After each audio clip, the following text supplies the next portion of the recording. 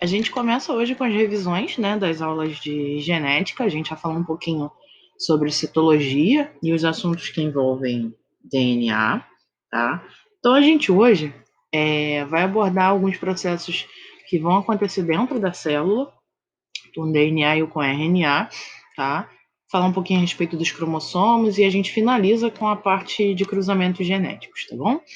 Então, só para a gente relembrar, né, o DNA é a nossa molécula, é o nosso código, né, é ele que permite a fabricação de proteínas, a informação para a fabricação de proteínas está nele. O DNA, ele está no núcleo da célula, mas também nas nossas mitocôndrias, né, lembrando que o DNA mitocondrial ele é de origem materna, tá? É uma estrutura em formato de dupla fita, né, ou dupla hélice, são duas fitas que se entrelaçam. Essa parte de fora da fita, ela é formada por um açúcar chamado desoxirribose e por um grupo fosfato, né? Então é como se fosse um corrimão de uma escada, tá? Toda essa parte externa. E dentro a gente tem as chamadas bases nitrogenadas, que no DNA são 4: adenina, timina, citosina e guanina. Então a gente representa por A, T, C e G. Só que a gente tem uma regra. Não sei se está dando para vocês repararem aqui no desenho, que a gente só tem ligação entre G e C e entre T e A. G só se liga com C e T só se liga com A. E isso tem a ver com as ligações químicas. Ó, essa aqui seria uma molécula de adenina, essa uma de timina, essa aqui uma de guanina e essa uma de citosina. Percebam que entre G e C existem 3 ligações. E entre A e T existem 2 ligações. Tá? Então, isso é o que faz com que A só consiga se parear com T e G só consiga se parear com C, que a gente chama de regra de pareamento. Então, se eu tenho lá um segmento hipotético de DNA e eu só consigo parear A com T e G com C, né?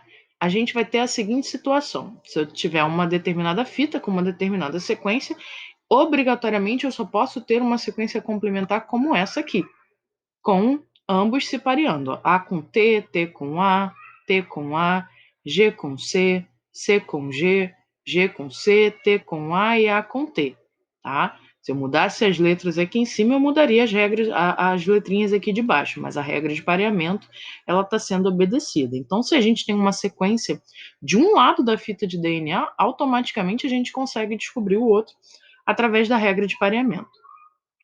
O nosso DNA, né, quando as nossas células se dividem, ele participa de um processo chamado de duplicação ou de replicação. Duplicação porque ele dobra a quantidade, e replicação porque ele tem que criar um DNA exatamente igual a ele, uma réplica, tá? Então acontece naquele momento da divisão celular, onde a minha célula precisa dobrar o conteúdo que ela tem, se dividir em duas para gerar 2 DNAs, mas exatamente iguais, tá? A duplicação do DNA ela é chamada de semiconservativa, pelo seguinte, ó.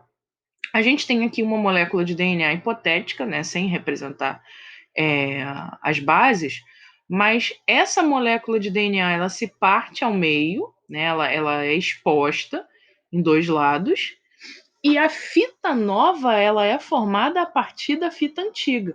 Então, como eu uso a metade da minha fita anterior, da metade da minha fita antiga, a gente pode chamar de semiconservativa. Ela conserva metade do DNA original, tá? Essa abertura ela acontece por uma enzima chamada DNA helicase. Ela vem helicase porque vem de alicate, né? Ela vem cortando as ligações químicas que acontecem entre o DNA e ela expõe essas bases.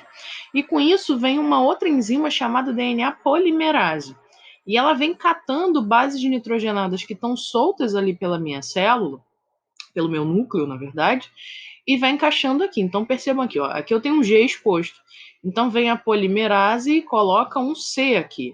Vem a polimerase e coloca um A aqui.